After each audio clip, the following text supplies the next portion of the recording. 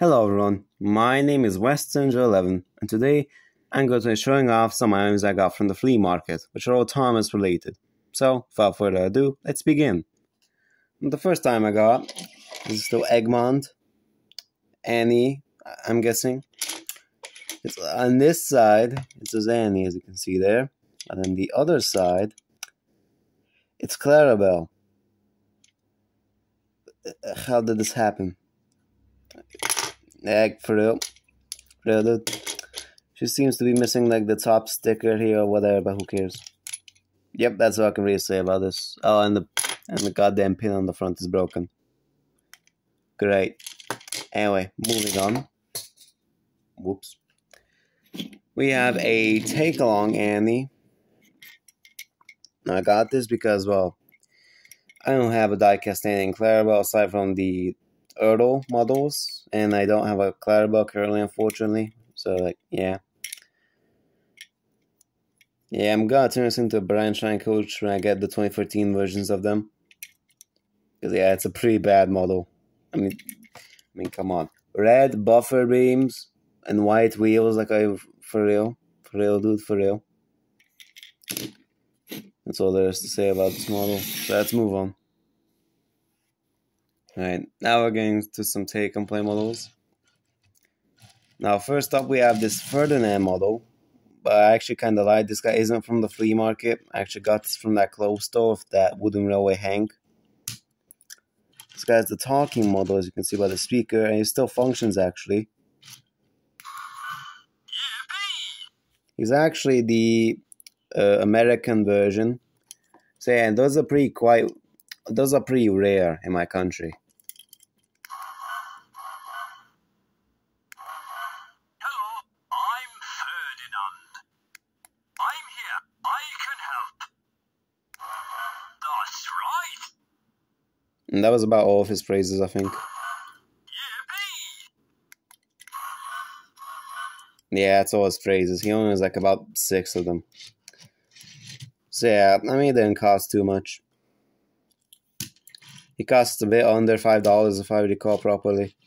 So yeah, I think it was worth it. Next up, we got a take and play captain. You can see here, I really needed this because the only captain merch I owned was, I kid you not, that bloody bath time squirter thing. Which, yeah, that's just tragic. Yeah. He's in pretty good condition. The only real damage I can see is this little piece on the top being chipped up a bit. But I will fix that up once I get a marker to do that, so it's not that big of a deal. Aside from that, he's in pretty good condition. Well, like this on the side here is also chipped on both sides, unfortunately. Aside from that, he's in pretty good condition. Alright, next up we have a 2013 take and play Molly.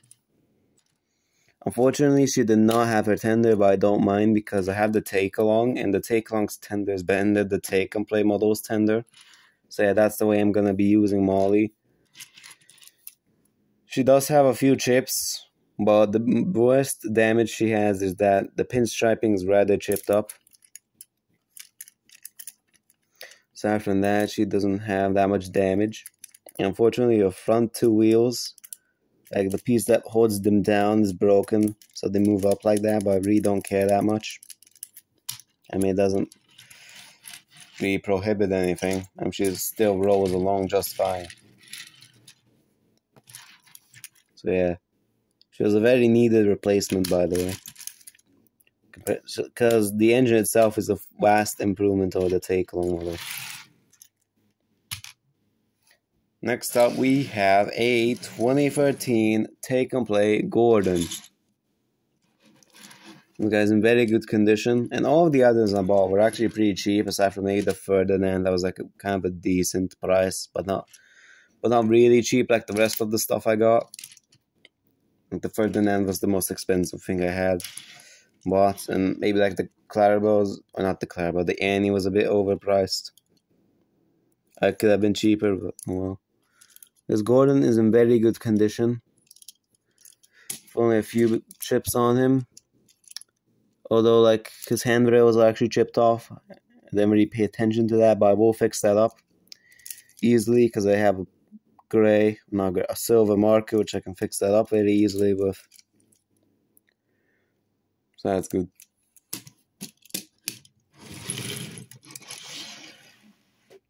Now then, moving on. Next up, we have a take and play brown truck over here. This truck came with the, what was it called? The Great Quarry Climb set. It only came in that. Now I actually have 3 of these things, which is very cool. I really like this truck. Like the way it looks. Yeah, I'm glad to have another one of these. My collection. Moving right along, we have a not so good condition 2014 take and play James. Yeah, this guy's not in very good shape. Not in the best shape, as you can see. He did not have a tender, unfortunately, as well. And we can see that his roof is caved in. It was much more caved than I originally got him, but my dad was able to pry it up a little bit. It's still not perfect, unfortunately. I did touch up his pinstriping a bit. But yeah, he's still in pretty whack condition, to say the least. But it was quite cheap, so it doesn't bother me too much. Although I do wish to obtain one which is in better condition and has a tender one day. So yeah.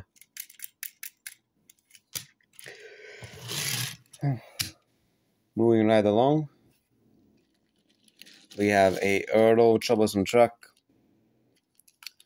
Nothing really special about this guy, just a Erlo troublesome truck. His couplings are a little bit chewed up, as you can see, though. So that's quite unfortunate. But you can't have enough. You can never have enough rolling stock in your life. Next up, we have arguably one of the worst Erlo models to be produced, which is the Erlo Diesel 10. This guy is in decent condition, I'd say. Not like perfect condition or whatever. He's quite chipped up on both sides, but I'd say it was worth it. I mean, he didn't cost too much. Like, he cost $5 with that troublesome truck and another Erlo wagon I'm gonna show off in a sec. Would like to touch up his eyebrows someday. He still has his claw, thankfully, because these tend to break off since it's made of plastic, of course. And he was just reused. It's just reused from Diesel D199's mold. So yeah. His axe is a bit wonky. Oh well. I'd say it was worth the price. Next up, we have a very good score, and probably like the best score of all the things I'm showing off today is the Earl Spiteful brake van. I got him for a very cheap price of course, I got him for like $5 with the Diesel 10, the troublesome truck. Which is a very good deal since I'm pretty sure this guy was a UK exclusive. He's in pretty good condition. Although his roof is a bit scratched up. And his coupling was broken off. I had to re-glue that. It's actually a bit rusty, but it's okay. It was worth getting this guy. And we have the last thing I'm going to be showing off today, which is this Brio Thomas. This guy is in pretty poor condition, but it was very cheap, so I didn't care that much. See, the interesting thing about him is you can actually move his 2 body parts like this. So yeah, that's quite interesting. See his decals all chipped up on the sides of his roof. Still has a little Brio sticker on the back. His eyebrows are also gone. His face is also a bit sun affected, but I mean it's a 20-year-old item because the Brio range was only produced from like 1990. Oh, this is a very old one. I think this is, you can see right there, 1996. So this might have been a very first release of these. Or the very first release of the Thomas might be from 1996, although it might be a later release. Although, wow, I mean, it was very cheap, so yeah, it was worth it.